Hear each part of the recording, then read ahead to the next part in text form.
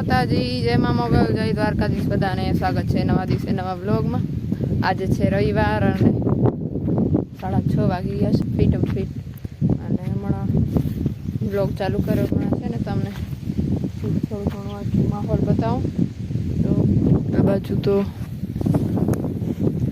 રીંગણાનું વાવેતર કર્યું છે, જો મસ્ત મોટા મોટા થઈ ગયા આ બાજુ જો. અને આ બાજુ હજી નાના નાના છે, એ હમણાં મોટા થઈ જશે થોડાક દિવસમાં. અને આ ગયા વર્ષે છે ને આ સાકરિયા આવ્યા હતા, તો આ બધા જો પોતે નીકળી આવ્યા છે. આ વખતે તો વાયા નથી, જો અહીંયાથી નીકળ્યા છે, બધે ફૂટી રહ્યા છે નીચેથી જમીનમાંથી. અને થોડાક દિવસ પહેલાં અહીંયા ટમેટાનું બિયારણ છાંટ્યું હતું, ઘણા બધા ટમેટા થઈ ગયા. જો બધા દેખાય ને ટમેટા જ છે, કેટલા બધા, ઘણા બધા છે. કોઈને જોઈએ રોપ તો લઈ જજો અહીંયાથી. તો રોપ કર્યું છે, થોડાક મોટા થશે એટલે આવી રીતે જો વેરી નાખવાના. પછી પહેલાં ત્યાં જો હજી પડ્યા છે, આના પર રીંગણીના પર રોપ છે ઘણા બધા. આ બધા ટમેટાના મસ્ત દેખાય ને. અને આ બાજુ છે મરચીનો રોપ, આ બધો મરચીનો રોપ છે. મરચી આ વખતે સારી થઈ છે, જો આ રહ્યું એક શાક કર્યું. આ બધા મરચીના રોપ જો, આ મરચીના છે. અને આ બાજુ આવી રીતે મરચી વાવેલી છે, દેખો જો. એક આ રહી, એક અહીંયા આ પાલક છે, આ રહી એક અહીંયા છે, પછી આ રહી. આ બાજુથી તો કોઈ કાઢી ગયું લાગે.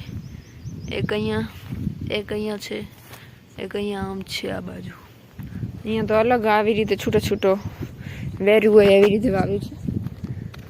આ બાજુ રોપ છે, થોડાક મોટા થઈ જશે એટલે પાછા કાઢી. અને આ બાજુ સરિયા કરી નાખશું ટમેટા. આ બાજુ આટલો પોટ હજી બાકી છે, તો ટમેટા અને મરચી આ બાજુ આવી જશે. બાકી આ બાજુ રીંગણા. જો એકદમ વાદળછાયું વાતાવરણ. આજે તો છે ને થોડા ઝાપટા પણ આવ્યા, એટલે બહુ વધારે નહીં, પણ સાવ એવા વાછંટ હોય ને એવી જ, પણ વધારે આવે આજે એટલે કહું છું. બાકી તો રોજ સવારે તો આવું વાછંટ જેવું હોય જ, પછી આખો દિવસ કાંઈ પણ નહીં હોય. આજે હરી બપોરનો સમય ને એવા સમય આવે છે થોડા, પણ સાવ ઝીણા. થોડાક વધારે હોય ને તો ટેકો થઈ જાય બધા પાકને, પણ સાવ વાછંટ હોય ને એવા જ આવે છે. થોડાક પણ વધારે હોય તો એ સંતોષથી આવે તો, કેમ કે વરસાદ હવે ખબર નહીં ક્યારે આવશે. ને આ રહ્યા જો રીંગણીના રોપલા, જેને જોઈએ લઈ જાઓ અહીંયાથી. અને આ બધા જાંબુડાના પણ થયા છે, એક આર્યો આ બાજુ પણ છે, કેમ કે આ વર્ષે જાંબુડાના આ બાજુ બીજ ફેંકે એટલે વરસાદ પડે એટલે ઉગી જાય મસ્ત. જો બીલીપત્ર કેવું મસ્ત ફૂટી ગયું, હાવ સુકાઈ ગયું હતું આ બાજુથી, પણ ફૂટી આવ્યા છે નવા મસ્ત. ને આ બાજુથી પીપળો પણ સારો એવો થઈ ગયો છે. હજી થોડોક મોટો થઈ જાય ને એટલે આજે ઓરી ગયેલો છે ને એ કાઢી નાખી. કપાસમાં પાણી ચાલુ જ છે. અહીંયા સાકરિયાની આ તો નાખી છે, ત્યાંથી કાઢીને આ બાજુ કપાસ પણ જો સારો એવો થઈ ગયો. આ બાજુ ભીંડા પણ મસ્ત થઈ ગયા જો. અહીંયા તો આ પોતે ઉગી ગયેલા છે. મેં મમ્મીને કીધું કે આ બાજુ નાળિયેરમાં શું કામ નાખ્યા છે, પણ એ ગયા વર્ષે નાખેલા હતા એટલે મસ્ત ઉગી ગયા જો. કાઢ્યા નહીં પછી તો. આમાં ભીંડા એ લાગી ગયા છે સરસ મજાનો. નાનકા લાગે છે. અને અહીંયા આ કિસોડ્યો તુરિયા આજે ઉતાર્યા હતા, 2 તુરિયા દેખાશે જો, નાના છે હજી. આ બધે ઉપર ચડી ગયા. અહીંયા દૂધિયાની વેલ છે, દૂધિયા પણ લાગ્યો છે એક જો.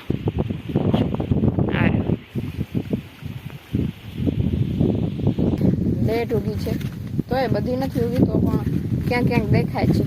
એક ત્યાં ઉગી છે, બીજી આગળ છે. બાકી ભીંડા છે ને આગળ જુવાર છે. ઘાસ બધું ઉગી ગયો છે, આમાં કાઢવાનો છે હવે. અહીંયા જો અહીંયા ઉગ્યો છે જો. આ રહ્યો, આ દેખાય. બળાના પાંદડા સુકાઈ ગયા છે ફૂટીને જ. ત્યાંથી કરીને આટલા સુધી પીંડા છે, પછી અહીંયાથી ગુવાર ચાલુ થાય છે. ગુવારમાં એ છે ગુવાર, જો 2-3 તો શાક થઈ ગયા આના તો.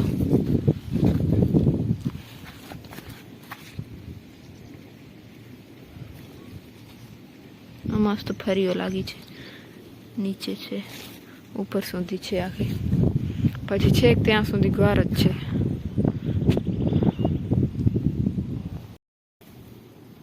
એક આંબો અહીંયા પણ છે, 2-3 નાળિયેર છોડી અને પછી છે. હશે હજી તો, પણ બધે નથી ઉગ્યા હજી, સરખા ઉગે એ નહીં ઉગ્યા. જો આ બાજુ નથી. તુરિયાની વેલ છે, ત્યાં દૂધિયાની, બધું છે આ બાજુ શાકભાજીનું. કંકોડા છે, આમાં ઉતારી લઉં. જો ઉપર ચડાતું નથી. જો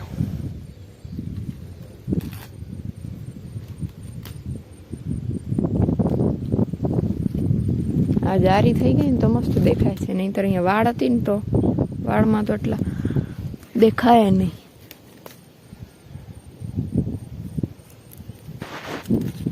કંકોડાનું શાક કોને કોને ભાવે જરી કમેન્ટ કરજો બધા.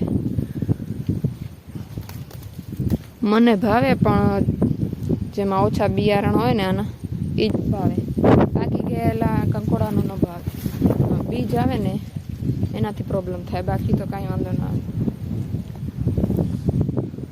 બીજા ઘરે છે ઉતારેલા, થોડાક વધી આવશે. બધા પાકી ગયા છે, આટલા છે ને, કેમ કે વરસાદ નથી ને એટલા માટે. હવે હું અહીંયાથી ઉતારી લઉં ને, હવે જાઉં ઘરે, પછી ત્યાં તમને મળે. લાસ્ટ બ્લોગ તમે જોયો હશે, બહુ નાનકડો હતો. બધા મહેમાન આવ્યા હતા, મારા ભાઈઓ અને મારી બેન ને બધું આવ્યા હતા, પણ તમને બતાવી શકી નહીં કેમ કે આટલા બધા મહેમાન હતા. અને પછી વિયાનભાઈને સાચવવાનું હતું, એમાં બ્લોગ ઉતારવાનું થયું જ નહીં. થોડું ઘણું મેં 2-3 ક્લિપ ઉતારી હતી, નાખી હતી. બહુ નાનકડો બ્લોગ હતો, જલ્દી હતું એટલે કાંઈ થયું નહીં.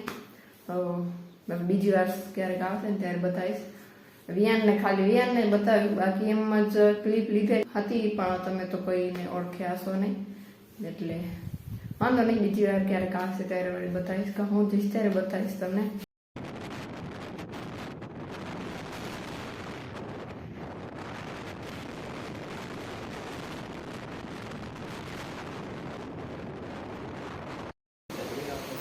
તો ફાઇનલી આજે જો ભેંસો માટે ચારો આવી ગયો છે.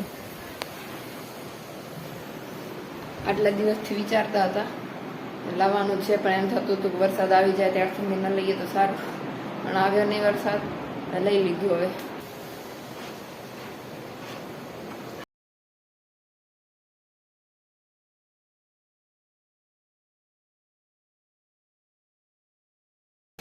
આ જો સૂકો ચારો છે, લગભગ ડાંગર હોય ને એનું છે, 20 કિલોનો એક છે. અને આ છે લીલો ચારો મકાઈનો, આટલા એકમાં 100 કિલા છે. આ દેખાય ને ગોળ, એકમાં 100 કિલા છે. આવા 4 છે તો 400 કિલા છે. તો ખોલશું એટલે ખબર પડશે. મારાથી તો હલતું નથી, ઘણું ભારે છે. અને આ તો મગફળીનો બસ આટલો રહ્યો છે. આ બાજુથી આટલો જો અહીંયા સુધી છે, કે અહીંયા સુધી હતું, આટલું ખાલી થઈ ગયું એટલે પછી આ મંગાવી લીધું. અને બાજરને જે હતું ચારો એ પણ પતવા આવ્યું હતું એટલે મંગાવી લીધું. અને હું જાઉં છું રજકો કપાવા પપ્પાને. અહીંયા કંઈ કામ કરે છે લાઇટિંગનું. ટ્રેક્ટરમાં મોટો પંપ છે, એની નીચે જો આ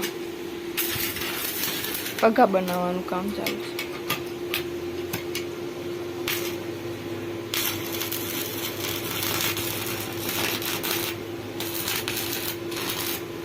આવી રીતે વેલ્ડિંગ થાય. આ વેલ્ડિંગ પીટી છે.